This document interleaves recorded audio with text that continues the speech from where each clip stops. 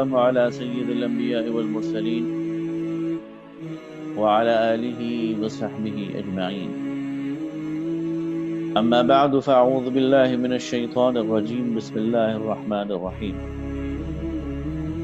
لقد كان لكم في رسول الله أسوة حسنة. صدق الله المولان العظيم. اللهم صل على سيدنا ومولانا محمد وعلى آل سيدنا ومولانا محمد وبارك وسلم ثم صل عليه.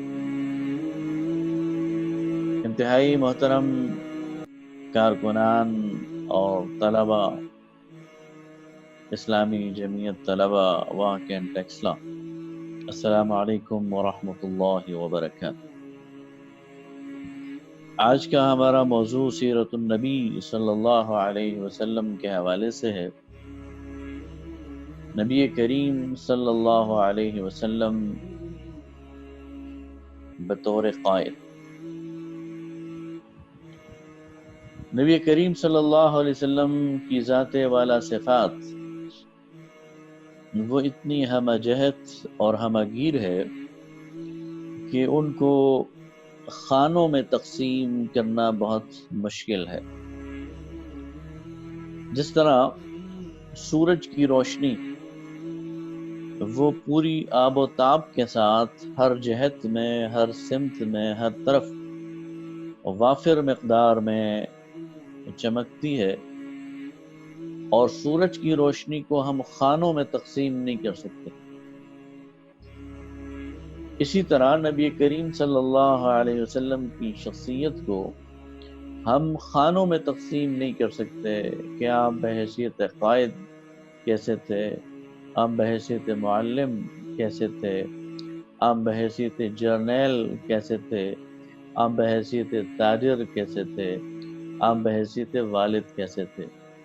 اس لیے کہ آپ صلی اللہ علیہ وسلم کی پوری شخصیت اتنی مرقع اور اتنی بھرپور تھی،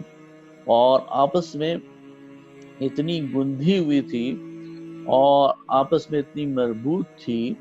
اور ایک حصہ دوسرے حصے سے اتنا جڑا ہوا تھا کہ ان کو علیحدہ کرنا یہ بعض اوقات مشکل ہوتا ہے۔ لیکن اس کے باوجود اگر ہم دیکھیں کہ نبی کریم صلی اللہ علیہ وسلم بطور قائد کیسے تھے، تو اس کے لیے ہمیں سیرت میں بہت ساری مثالیں اور بہت سارا سرمایہ مل جاتا ہے۔ نبی کریم صلی اللہ علیہ وسلم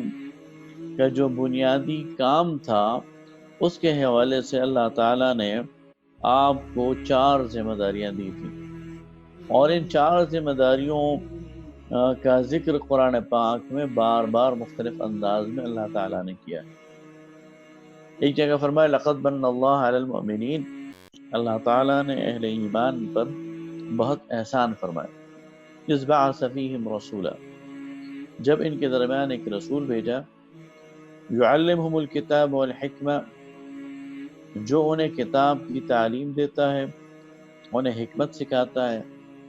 ویزکیہم، اور ان کا تزکیہ کرتا ہے، ویتلو علیہم آیاتہ، اور ان کو اللہ کی آیات سناتا ہے۔ یہ 4 ذمہ داریاں نبی کریم صلی اللہ علیہ وسلم کو بحیثیت نبی دی گئیں۔ ایک کہ آپ نے تلاوت آیات کرنا ہے، قرآن لوگوں کو سنانا ہے، قرآن کا پیغام لوگوں تک پہنچانا ہے۔ دوسری بات، اس کے مطابق لوگوں کی تربیت کرنی ہے، انہیں تعلیم دینی ہے، اور اس کے احکامات انہیں سکھانے ہیں، اس کی مشکلات انہیں سمجھانی ہیں۔ یہ گویا اس کتاب کی تعلیم دینی، اور پھر اس کتاب کی تعلیم کے ساتھ ساتھ انہیں حکمت سکھانی ہے، انہیں دانائی سکھانی ہے، اور چوتھی بات یہ کہ ان کے نفوس کا تزکیہ کرنا۔ تو نبی کریم صلی اللہ علیہ وسلم نے بحیثیت قائد اپنے معاشرے کے اندر یہ چاروں فرائض سر انجام دی، اور اس سے ہمارے سامنے قیادت کا جو ماڈل آتا ہے وہ یہ ہے کہ قیادت، جس طرح ہم فارسی میں کہتے ہیں راہبر، رہنما، جو لوگوں کو راستہ دکھاتا ہے، جو لوگوں کو راستے میں روشنی فراہم کرتا ہے، جو لوگوں کو چل کر دکھاتا ہے کہ کیسے چلنا ہے، جو لوگوں کو کر کے دکھاتا ہے کہ کیسے کرنا ہے، جو سب سے پہلے آگے بڑھ کر آگے بڑھتا ہے اور لوگوں کو لیڈ کرتا ہے فرنٹ سے۔ تو نبی کریم صلی اللہ علیہ وسلم نے جو قیادت کا نمونہ دیا، اس میں یہ بات سب سے نمایاں تھی کہ آپ صلی اللہ علیہ وسلم نے آگے بڑھ کر اور فرنٹ سے لیڈ کیا۔ وہ واقعہ بڑا مشہور ہے کہ نبی کریم صلی اللہ علیہ وسلم ایک سفر میں جا رہے تھے، اور جب پڑاؤ ڈالا تو آپ صلی اللہ علیہ وسلم نے کام تقسیم کیا۔ کسی کو کہا تم پانی لے آؤ، کسی کو کہا تم خیمے لگا دو، کسی کو کہا تم جاؤ شکار کرو اور جانور لے کے آؤ، ذبح کرو، اور اپنے ذمہ لیا کہ میں جنگل جاتا ہوں اور لکڑیاں لے کے آتا ہوں۔ تو لوگوں نے کہا نہیں ہم لکڑیاں لے آئیں گے، لیکن آپ نے فرمایا نہیں، میں بھی تمہارے درمیان ایک فرد ہوں، اور جب تم سب کام کر رہے ہو تو میں بھی کام کروں گا۔ تم میں سے کوئی پانی لا رہا ہے، کوئی جانور شکار کرنے چلا گیا ہے، کوئی خیمے لگا رہا ہے، کوئی پکائے گا، تو میں بھی اپنے حصے کا کام کروں گا۔ تو گویا ٹیم کے اندر اپنے حصے کا کام، یہ نبی کریم صلی اللہ علیہ وسلم نے جو قیادت ہمیں بتائی ہے، اس کا یہ ایک اہم جز ہے کہ قیادت صرف آرڈر کرنے کے لیے نہیں ہے، قیادت صرف حکم دینے کے لیے نہیں ہے، بلکہ قیادت اپنے حصے کا کام بھی کرتی ہے اور فرنٹ سے لیڈ کرتی ہے۔ اسی لیے جو مشہور جنگیں ہوئی ہیں تو اس میں نبی کریم صلی اللہ علیہ وسلم بذات خود موجود رہے ہیں۔ ایسا نہیں ہوا کہ آپ صلی اللہ علیہ وسلم قلعے میں بیٹھے ہوئے ہوں یا اپنے ہیڈ کوارٹر میں بیٹھے ہوئے ہوں اور آپ نے بھیج دیا ہو اور لوگ جا کر لڑ کر آ گئے ہوں، ایسا نہیں ہوا۔ نبی کریم صلی اللہ علیہ وسلم نے دستے بھی بھیجے ہیں، لیکن اہم جنگیں ہیں ان میں آپ صلی اللہ علیہ وسلم بذات خود میدان جنگ میں موجود رہے ہیں۔ غزوہ بدر میں عین میدان کے اندر مسلمانوں کی صفوں کے درمیان خود رسول اللہ صلی اللہ علیہ وسلم موجود تھے۔ احد کے میدان میں خود رسول اللہ صلی اللہ علیہ وسلم موجود تھے، نہ صرف موجود تھے بلکہ آپ نے کفار کے لشکر کا مقابلہ کیا اور آپ زخمی ہوئے، آپ کے دانت مبارک شہید ہوئے۔ تو گویا عین میدان جنگ میں آپ کی موجودگی اس بات کا پتہ دیتی ہے کہ قائد وہ موجود ہوتا ہے، فرنٹ سے لیڈ کرتا ہے اور اپنے ساتھیوں کے سامنے بہادری کا ایک نمونہ رکھتا ہے۔ حضرت علی کرم اللہ وجہ، ان کا بیان ہے کہ میدان جنگ میں جب مشکل مرحلہ آتا تو ہم نبی کریم صلی اللہ علیہ وسلم کی آڑ میں پناہ لیتے۔ گویا نبی صلی اللہ علیہ وسلم کی مثال ایک چٹان کی سی تھی، ایک ڈھال کی سی تھی، اور لوگ کفار اور مشرکین کا مقابلہ جب وہ بہت زیادہ ہو جاتا تھا اور جنگ کے شعلے بھڑک جاتے تھے تو لوگ نبی کریم صلی اللہ علیہ وسلم کی آڑ میں اور آپ صلی اللہ علیہ وسلم کے قریب آ کر اپنے آپ کو محفوظ سمجھتے تھے۔ تو یہ ایک اسلامی قیادت کی ایک نشانی ہمیں پتہ چلی کہ اسلام کا مسلمانوں کا جو قائد ہے وہ اسے فرنٹ سے لیڈ کرنا چاہیے۔ نبی کریم صلی اللہ علیہ وسلم کی قیادت کی ایک دوسری جو خوبی تھی اور بطور قائد آپ نے اس کا مسلسل اہتمام کیا، وہ یہ تھا کہ آپ تفویض کار کرتے تھے، آپ ڈیلیگیٹ کرتے تھے پاورز، آپ لوگوں کو اختیارات دیتے تھے، آپ لوگوں کو کسی جگہ بھیجتے تھے تو کہتے تھے جاؤ یہ کام کرو، اور اس میں آپ نے نوجوانوں کو بھی بہت اہمیت دی۔ ایک دفعہ آپ صلی اللہ علیہ وسلم نے ایک دستہ بھیجا کسی مہم پر، تو دیکھا کہ اس میں بہت سارے لوگ ہیں، اس میں بزرگ بھی تھے، اس میں نوجوان بھی تھے، اور آپ کو اس کا امیر کسی کو مقرر کرنا تھا۔ تو آپ نے پوچھا کہ تم میں سے سب سے زیادہ قرآن کس کو آتا ہے؟ تو ایک نوجوان نے کہا جو بہت ہی 18-20 سال کا نوجوان تھا کہ مجھے سورہ بقرہ آتی ہے۔ تو نبی صلی اللہ علیہ وسلم نے تعجب کا اظہار فرمایا کہ اچھا تمہیں سورہ بقرہ آتی ہے، اور آپ نے فرمایا جاؤ تم اس کانٹینجنٹ کے اور اس دستے کے امیر ہو۔ وہ ایک نوجوان کو آپ نے اس دستے کا امیر مقرر کر دیا اور اس پر یہ اعتماد کیا کہ وہ ان کو لیڈ کر سکتا ہے۔ اسی طرح جو لشکر اسامہ ہے، تو حضرت اسامہ بن زید رضی اللہ تعالیٰ عنہ جو حضرت زید بن حارثہ کے بیٹے ہیں، ان کی عمر 14-15 سال تھی، اس سے زیادہ نہیں تھی، لیکن آپ نے ان کو ایک لشکر کا امیر بنا دیا، اور اس لشکر میں کبار صحابہ کرام بھی موجود تھے، لیکن آپ صلی اللہ علیہ وسلم نے ان نوجوانوں کو اس کا امیر بنایا، اور انہوں نے بہرحال اس پہ، اس اعتماد پر، جو اعتماد ان پر کیا گیا تھا اس پر وہ پورے اترے۔ تو نبی کریم صلی اللہ علیہ وسلم کی قیادت کی خوبی ہے کہ وہ ٹیلنٹ کو پہچان لیتے تھے، تفویض کار بھی کرتے تھے، پاور بھی ڈیلیگیٹ کرتے تھے، اور نوجوانوں کو بھی آگے بڑھاتے تھے۔ اسی طرح نبی کریم صلی اللہ علیہ وسلم نے بطور قائد ہمیشہ مشاورت کی ہے۔ آپ کی بطور قائد یہ خوبی رہی ہے، خصوصیت رہی ہے کہ آپ نے ہمیشہ اپنے ساتھیوں سے مشورہ کیا، اور نہ صرف مشورہ کیا ہے بلکہ ساتھیوں کے مشورے کو قبول کیا۔ مشہور بات ہے، اور آپ کو معلوم ہوگی، کہ غزوہ احد کا جب معاملہ پیش آ رہا تھا تو خود نبی صلی اللہ علیہ وسلم کا خیال یہ تھا، اور آپ کی رائے یہ تھی کہ ہمیں مدینے کے اندر ٹھہر کر مدینے کا دفاع کرنا چاہیے، لیکن کچھ جذباتی نوجوان ایسے تھے جو بدر سے رہ گئے تھے، انہوں نے کہا کہ نہیں، ہمیں باہر جانا چاہیے اور میدان میں کفار کا مقابلہ کرنا چاہیے۔ نبی صلی اللہ علیہ وسلم نے ان کی رائے کو قبول کیا، اور پھر انہی کی رائے کو اختیار کرتے ہوئے آپ صلی اللہ علیہ وسلم مدینہ سے باہر تشریف لے گئے، اور احد کے میدان میں آپ صلی اللہ علیہ وسلم نے کفار اور مشرکین کا مقابلہ کیا۔ تو اسی طرح ہر اہم مرحلے پر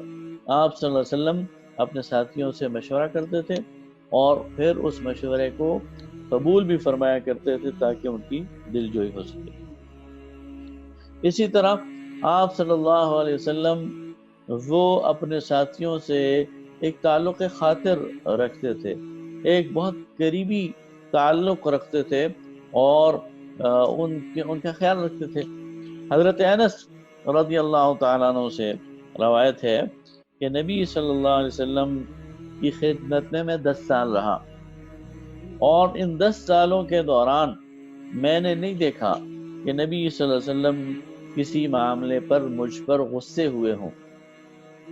اگر 10 سال کوئی شخص کسی کے ہاں رہے تو یہ ممکن نہیں ہے کہ اس سے غلطی نہیں ہوگی، اس سے غلطیاں ہوئی ہوں گی، ان سے بہت سارے کام ایسے ہوئے ہوں گے جن پر ناراضگی بنتی ہے، لیکن نبی صلی اللہ علیہ وسلم نے ان پر کبھی ناراضگی کا اظہار نہیں کیا۔ فرماتے صرف ایک دفعہ ایسا ہوا کہ نبی صلی اللہ علیہ وسلم نے مجھے کسی کام سے بھیجا، اور میں جا کر بچوں میں کھیلنا شروع ہو گیا اور وہ کام بھول گیا۔ واپس جب میں آیا تو آپ صلی اللہ علیہ وسلم نے صرف اتنا فرمایا کہ آج تم نے مجھے بہت تنگ کیا ہے یا بہت اذیت دی ہے۔ اسی طرح حضرت انس ہی فرماتے ہیں کہ میرے چھوٹے بھائی عمیر جو تھے، وہ اس کی ایک چھوٹی چڑیا ہوتی تھی، تو وہ چڑیا مر گئی، تو نبی صلی اللہ علیہ وسلم جب اس کے پاس جاتے یا وہ سامنے آتا تو وہ فرماتے، یا عمیر ما بال النعیر، اے عمیر تمہاری اس چڑیا کا کیا بنا؟ گویا آپ اس بچے کے ساتھ ایک تعلق تھا آپ کا، اور اس سے پوچھا کرتے تھے۔ اسی طرح نبی کریم صلی اللہ علیہ وسلم کا ایک ساتھی زہیر اس کا نام آتا ہے، وہ بدو تھا، اور رنگ اس کا کالا تھا، اور اس لحاظ سے کوئی شکل و صورت ان کی اتنی اچھی نہیں تھی، لیکن نبی کریم صلی اللہ علیہ وسلم سے بہت زیادہ محبت کرتے تھے، اور وہ رہتے جنگل میں تھے، تو وہاں سے نبی صلی اللہ علیہ وسلم کے لیے سبزیاں لے کے آتے تھے، اور نبی صلی اللہ علیہ وسلم اس کی کوئی شہری ضروریات پوری کر دیتے تھے، تو فرماتے تھے کہ ظاہر ہمارا جنگل ہے اور ہم اس کا شہر ہیں۔ تو ایک دن نبی صلی اللہ علیہ وسلم بازار سے گزر رہے تھے،